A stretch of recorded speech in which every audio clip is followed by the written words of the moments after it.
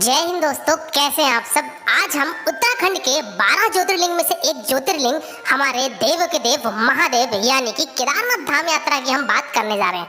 दोस्तों, यदि आप केदारनाथ जाने की योजना बना रहे हैं इस वर्ष 2023 में, तो ये वीडियो आप लोगों के लिए काफी यूजफुल है, क्योंकि आज की इस वीडियो पे मैं आपको हर एक छोटी और बड़ी इन्फॉर्मेशन दूंगा। जैसे कि आपको केदारनाथ कैसे पहुंचना है, वहाँ हमको रुकने की क्या बंदोबस्त है, हमको सोनप्रयाग तक कैसे साधन मिलेंगे पहुंचने के लिए, होटल की क्या व्यवस्था है, खाने पीने की क्या व्यवस्था है, केदारनाथ यात्रा को करने के लिए कुल खर्चा कितना लगेगा, कौन सा बेस्ट टाइम होता है वहाँ जाने के लिए, साथ ही साथ कपाट कब खुलते हैं और कपाट कब बंद होते हैं, ये सारी जानकारी आज के इस वीडियो पे मैं आपको देने वाला हूँ। तो दोस्तों, बने रहिएगा मेरे वीडियो में। एक एक करके सारी बातों को मैं विस्तार पूर्वक वर्णन करता हूँ, जिससे आपको इस केदारनाथ धाम यात्रा करने के लिए काफी सहूलियत मिले और आपका कुल खर्चा भी कम आ जाए। तो चलिए दोस्तों, बिना विलंब के हम वीडियो को आरंभ करते हैं। सबसे पहली बात करते हैं कि आपको केदारनाथ यात्रा कैसे पहुंचनी है।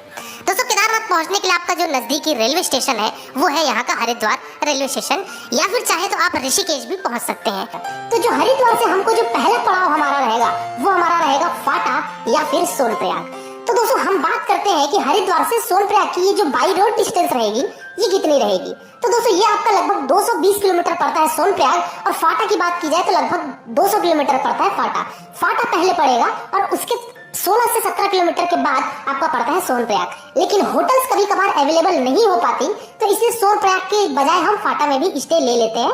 और अगर सीजन टाइम में जा रहे हैं आप, यानी कि मई और जून के महीने में जा रहे हैं, तो फाटा में भी होटल ऑप्शन नहीं मिलता, तो फिर हम गुप्तकाशी में अपना स्टे लेते हैं। खैर, हम बात करते हैं अपने टॉपिक पे। जो हम बात कर रहे थे कि हमको हरिद्वार से सोनप्रयाग या फाटा हमको कैसे पहुंचना है। दोस्तों, हरिद्वार से सोनप्रयाग या फाटा पहुंचने के लिए आपके पास टोटल 2 मेजर ऑप्शन आते हैं। पहले ऑप्शन की अगर मैं बात करूं दोस्तों, वो है आपका बाई बस, जो कि वहां पे प्राइवेट बसेस चलती है। गवर्नमेंट की बसेस तो ना के बराबर है। अगर मैं प्राइवेट बस की बात करूं तो दोस्तों, एक व्यक्ति का अगर बस की बात की जाए तो मान के चलिए कि 1000 से 1200 रुपए आपका पड़ेगा और आप सोनप्रयाग के बस स्टैंड पहुंच जाएंगे। वही अगर मैं दूसरे ऑप्शन की बात करूं, वो है आपका प्राइवेट टैक्सी। दोस्तों, प्राइवेट टैक्सी वाले आपका 6000 रुपए लेते हैं, यानी कि अगर छोटी गाड़ी है तो 4000, अगर इनोवा गाड़ी आप लेते हैं या सोमो बोलेरो लेते हैं तो आपका 6000 रुपए शुल्क लगेगा, और वो आपको सोनप्रयाग आपको ड्रॉप कर देंगे, या फिर अगर आपका होटल फाटा में है तो वहाँ आपको वो ड्रॉप कर देंगे। तो दोस्तों, आपको पहला दिन जो सफर है ये 8 घंटे की यात्रा में ही निकल जाता है। इस बीच में दोस्तों आपको on the way sight seeing में कुछ पॉइंट्स मिलेंगे, जिनमें से सबसे पहले आता है आपका देवप्रयाग का नदियों का संगम। वहां से ही हमारी गंगा नदी बनती है, तो वो संगम भी देख सकते हैं। साथ ही साथ रुद्रप्रयाग का भी संगम देख सकते हैं। और इसके बाद आपको एक और साइट सीइंग मिलेगा, जो कि आपका धारी देवी का मंदिर, जो कि गंगा नदी के बीचों बीच में ये मंदिर है। तो यहाँ भी जाके आप धारी देवी के दर्शन कर सकते हैं। ये सब देखते हुए और लंच करते हुए आप पहुंचते हैं अपने सोनप्रयाग या फाटा, जहाँ पे भी आपका होटल एकोमोडेशन है। चलिए दोस्तों, बात करते हैं कि होटल एकोमोडेशन आपको कैसे मिलेंगे और क्या रेंज के मिलेंगे। तो दोस्तों, एक चीज आपको मैं क्लियर कर दूं कि उत्तराखंड के 4 धाम यात्रा में कहीं भी आपको डिलक्स होटल ज्यादा देखने को नहीं मिलेंगे। जो भी आपको मिलेगा वो normal basic hotel, standard hotel ही देखने को मिलेंगे, जिसका कॉस्ट दोस्तों, अगर मैं खाने के साथ बात करूं, यदि अगर आप ब्रेकफास्ट एंड डिनर ऐड करके आप लेते हैं, तो होटल एकोमोडेशन की अगर बात की जाए तो अप्रोक्सीमेटली आपका पर पर्सन 1000 से 1200 रुपए पड़ेगा, और आप अपना स्टे वहां बना सकते हैं। तो इस तरीके से आपको सोनप्रयाग या फाटा में आपको स्टे देखने को मिल जाएगी। ये रहा आपका डे नंबर 1। तो दोस्तों, बात की जाए अगर डे नंबर 2 की, तो दोस्तों हमारा पद यात्रा शुरू हो जाता है। कहने का मतलब ये है कि सोनप्रयाग से दोस्तों आपको मिलती है शेयरिंग जीप, जो कि आपको लेके जाएगी गौरीकुंड। और दोस्तों, ये सोनप्रयाग से जो गौरीकुंड का डिस्टेंस है ये आपका टोटल 5 किलोमीटर की पड़ जाती है। और ये 5 किलोमीटर यात्रा तय करने के लिए आपको उत्तराखंड के शेयरिंग गवर्नमेंट की टैक्सी लेनी पड़ती है, तभी आप गौरीकुंड जा पाओगे। प्राइवेट व्हीकल्स का वहाँ पे आवागमन इसलिए नहीं रखा गया है क्योंकि रास्ते बहुत ज्यादा सकरे हैं, इसलिए वहाँ पे गवर्नमेंट की टैक्सी चलती है, एक साइड से जाती है और दूसरी साइड से वापस आती है। जो शेयरिंग टैक्सी वाले आपका किराया लेंगे दोस्तों, वो 50 से 60 रुपए एक व्यक्ति का लेते हैं, और 8 से 10 आदमी बैठाते हैं सोमो बोलेरो में। इसके लिए आपको दोस्तों 10 से 15 मिनट लगेंगे 5 किलोमीटर की यात्रा तय करने में, और आप पहुंचते हैं फाइनली गौरीकुंड। और ये रहा यहाँ का गौरीकुंड का पद यात्रा का पड़ाव। यही से हमारा पद यात्रा शुरू होता है हमारे श्री 12 ज्योतिर्लिंग में से एक ज्योतिर्लिंग श्री केदारनाथ जी का। तो दोस्तों, इस केदारनाथ यात्रा की ट्रैकिंग आपको मान के चलिए गौरीकुंड से लगभग 19 से 20 किलोमीटर की पड़ जाती है। चलिए दोस्तों, बात करते हैं कि अगर आप सोनप्रयाग से अर्ली मॉर्निंग, कहने का मतलब ये है कि 4 बजे 5 बजे अगर आप निकलते हैं तो आपका बहुत ही सही और उचित समय रहेगा, क्योंकि आपको गौरीकुंड से जो ट्रैक करके केदारनाथ जाओगे, तो आप अगर बैचलर्स हैं तो मान के चलिए कि 10 घंटा आपको मिनिमम ट्रैक करने में लगेगा। वही अगर आप थोड़े सीनियर हैं तो मान के चलिए 11 से 12 घंटा भी लग जाएगा। तो दोस्तों, मेरे कहने का तात्पर्य ये है कि यदि आप 7 बजे ट्रैक करना शुरू करते हैं अर्ली मॉर्निंग गौरीकुंड से, तो आप मान के चलिए कि शाम को 5 बजे 6 बजे तक आप केदारनाथ पहुंच जाएंगे। तो दोस्तों ये था पहला पड़ाव कि जो हम 11 नंबर से अपनी यात्रा करेंगे। दूसरा ऑप्शन आता है आपके पास, यदि आप चलने में असमर्थ हैं तब आपके पास यहाँ पे 2 विकल्प आते हैं। पहले विकल्प की अगर बात की जाए दोस्तों, तो वो होता है यहाँ पे आप घोड़े खच्चर से जा सकते हैं। घोड़े खच्चर का जो किराया होता है दोस्तों, वो एक वे का यानी कि सिर्फ जाने जाने का मान के चलिए आपका 2500 से 3000 रुपए लेंगे।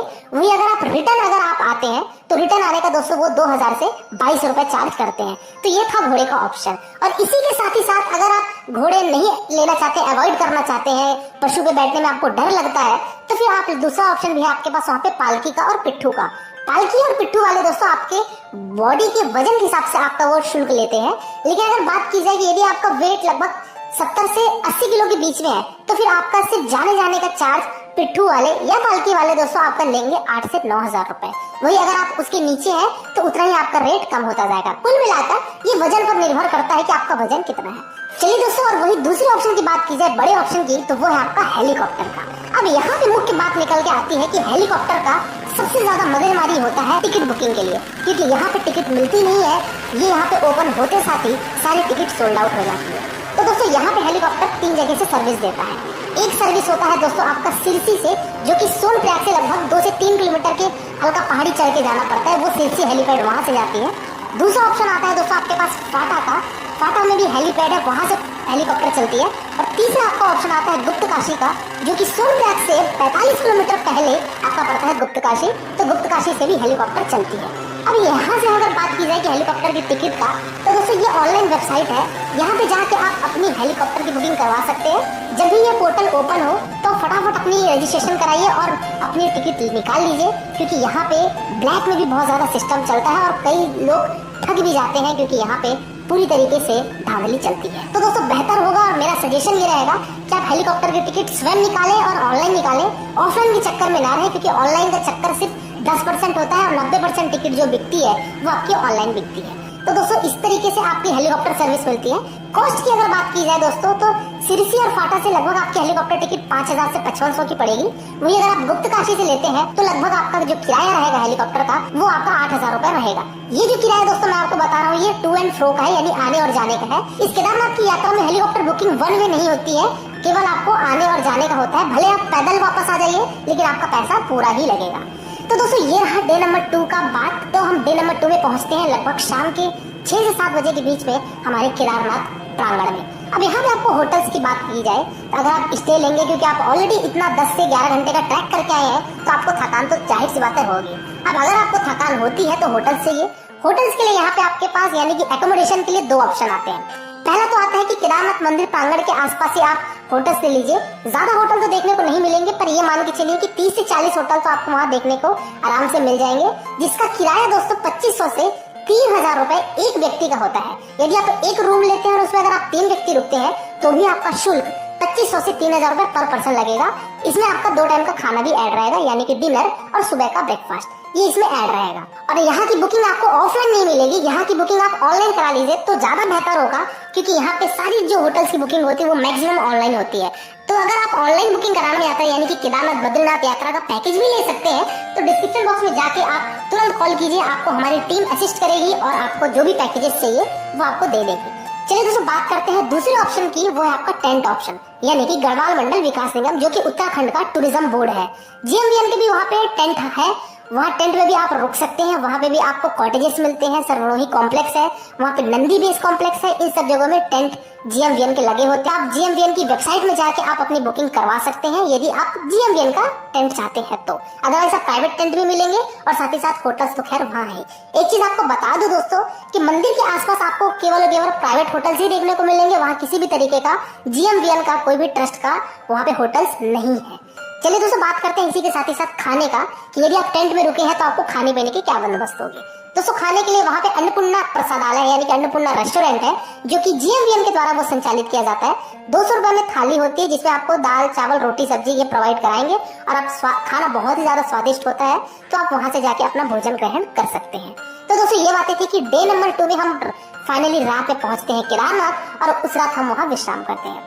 अर्ली मॉर्निंग यानी कि डे नंबर 3 में दोस्तों आपको सबसे पहले 4 बजे उठिए और स्नान करके आप लग जाइए महादेव के दर्शन करने के लिए लाइन में। दोस्तों लाइन में लगी है, वहाँ पे हो सकता है कि आप आरती में भी सम्मिलित हो जाएंगे यदि आप टाइम से लग जाते हैं तो, क्योंकि आपकी वहाँ आरती जो होती है वो लगभग 5 बजे मॉर्निंग की होती है। तो दोस्तों आप वहाँ पे लाइन में लगी हर हर महादेव का नारा लगाते हुए, जय केदार जय भोलेनाथ का नारा लगाते हुए आप मंदिर प्रांगण में पहुंचिए, आप दर्शन कीजिए। दर्शन करने के पश्चात आप वापस अपनी सामान बांधिए, होटल्स में जाइए और ब्रेकफास्ट करके आप निकल पड़िए वापस सोनप्रयाग के लिए। कुल मिला के अब आपको पद यात्रा करते हुए वापस भी आना है। यदि आपका योजना घोड़े खच्चर से है तो आप घोड़े खच्चर से भी वापस आ सकते हैं। वापस आने में दोस्तों अगर आप पैदल आते हैं तो आपको मान के चलिए 6 घंटे का समय लगेगा।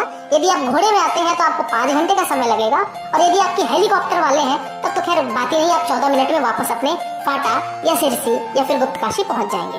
तो दोस्तों ये बातें थी कि हमारा डे नंबर 3 में हमने दर्शन करके हम वापस नीचे आ गए। हालांकि आप डे नंबर 3 में जब दर्शन करने के बाद केदारनाथ स्वामी जी के दर्शन करने के पश्चात आप जा सकते हैं वहां पे एक और मंदिर है जिसको भैरव मंदिर बोला जाता है। तो दोस्तों भैरव मंदिर जाने के लिए आपको लगभग 1 किलोमीटर की ट्रैकिंग करनी पड़ती है, जो कि हमारे केदारनाथ से हल्की ऊपर चढ़ के जाना पड़ता है।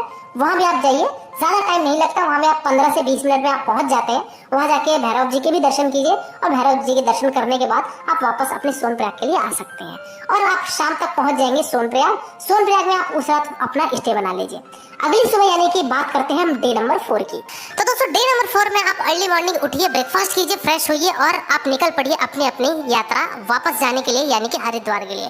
तो दोस्तों या तो आप हरिद्वार जा सकते हैं या फिर आप देहरादून जा सकते हैं। अगर मैं बात करूं कि यदि आप बस से जाना चाहते हैं वापसी, तो फिर दोस्तों आप जा सकते हैं वहां पे सोनप्रयाग या फाटा से आपको बसेस मिलेंगी और आप पहुंचेंगे सीधे ऋषिकेश या फिर हरिद्वार। लेकिन देहरादून के लिए आपको बसेस उतनी अच्छी कनेक्टिविटी या फिर ना के बराबर कनेक्टिविटी है, तो देहरादून के लिए आपको ऋषिकेश उतर के ही देहरादून जाना पड़ेगा, क्योंकि डायरेक्ट बसेस नहीं चलती है सोनप्रयाग से। तो दोस्तों इस तरीके की सारी इन्फॉर्मेशन रही आपके कि सोनप्रयाग हमको कैसे पहुंचना है और हमको केदारनाथ यात्रा कैसे करना है, कितने दिन का प्रोग्राम होगा। तो दोस्तों 3 नाइट 4 डेज का ये बेसिकली प्रोग्राम होता है, जिसमें आपका केदारनाथ यात्रा, केदारनाथ धाम पूरी तरीके से संपूर्ण हो जाता है। चलिए दोस्तों अगली बात करते हैं कि इस केदारनाथ यात्रा को करने के लिए सबसे अच्छा समय कौन सा होता है। तो दोस्तों जैसा कि मैं आपको बता दूं कि लास्ट ईयर भी जैसा रश बढ़ा था और इस साल के भी रश के हिसाब से आपका जो सबसे बेस्ट टाइम होता है दोस्तों वो होता है सितंबर और अक्टूबर का महीना, क्योंकि उस टाइम पे दीपावली का पर्व होता है, उस टाइम पे वैकेशंस नहीं होते हैं, तो भीड़ बहुत ज्यादा कम होती है। यानी कि आप आराम से यात्रा कर लेंगे, पैकेज कॉस्ट भी आपका सस्ता पड़ेगा, आपको होटल्स भी सस्ते मिलेंगे और बिना रश के आपको दर्शन करने का कुछ अलग ही आनंद आएगा। तो सबसे बढ़िया समय की बात की जाए तो सितंबर अक्टूबर का है। ये वही यदि आप वैकेशन में ही आना चाहते हैं, बच्चों के साथ आना चाहते हैं, फैमिली के साथ आना चाहते हैं, तो फिर आप मई और जून को भी प्रिफर कर सकते हैं। मॉनसून को थोड़ा सा अवॉइड कीजिए, क्योंकि वहाँ पे लैंडस्लाइड जैसी समस्या हो जाती है, खास करके फाटा से लेके सोनप्रयाग गौरीकुंड तक के रास्तों में। तो दोस्तों इस तरीके से आपको अपनी केदारनाथ यात्रा करनी है और कौन सा बेस्ट टाइम होगा, ये सारी चीजें आपको जानकारी थी। चलिए दोस्तों लास्ट और अंतिम बात करते हैं कि इस केदारनाथ यात्रा को करने के लिए एक व्यक्ति का कुल खर्चा कितना आ जाएगा। तो दोस्तों यदि मैं बात करूं कि यदि आप सिर्फ केदारनाथ यात्रा करते हैं और यदि आप बजट होटल में रुकते हैं, बस से ट्रैवलिंग करते हैं, तो दोस्तों मान के चलिए कि आपका मैक्सिमम टू मैक्सिमम 7 से 8 हज़ार रुपए पर पर्सन आएगा और आप पूरी अपनी केदारनाथ यात्रा को कंप्लीट कर लेंगे। क्योंकि वहाँ पे होटल एकोमोडेशन थोड़ा सा कॉस्टली पड़ता है, खाने का कॉस्टली पड़ता है, ट्रांसपोर्टिंग तो थोड़ा सा फिर भी नॉमिनल रेंज में हो जाता है। तो दोस्तों इस तरीके से आपकी ये बजट ट्रिप थी, और यदि आप पैकेज लेके घूमना चाहते हैं तो फिर आपका खर्चा लगभग 10 से 10.5 हज़ार रुपए एक आदमी का आएगा और आप 3 नाइट 4 डेज की अपनी केदारनाथ यात्रा कर लेंगे। वही अगर आप पैकेज जो भी आपको पैकेज की डिटेल चाहिए वहां से आपको प्रोवाइड कर दी जाएगी और आप अपनी केदारनाथ धाम यात्रा संपूर्ण कर सकते हैं। तो दोस्तों ये रहा केदारनाथ यात्रा का एक संपूर्ण वर्णन। इसके बाद भी अगर आपको कोई डाउट है या फिर अगर आपके मन में कोई प्रश्न है तो आप मेरे इंस्टा तक के लिए शुक्रिया। जय Hind, wish you safe, comfortable and happy journey.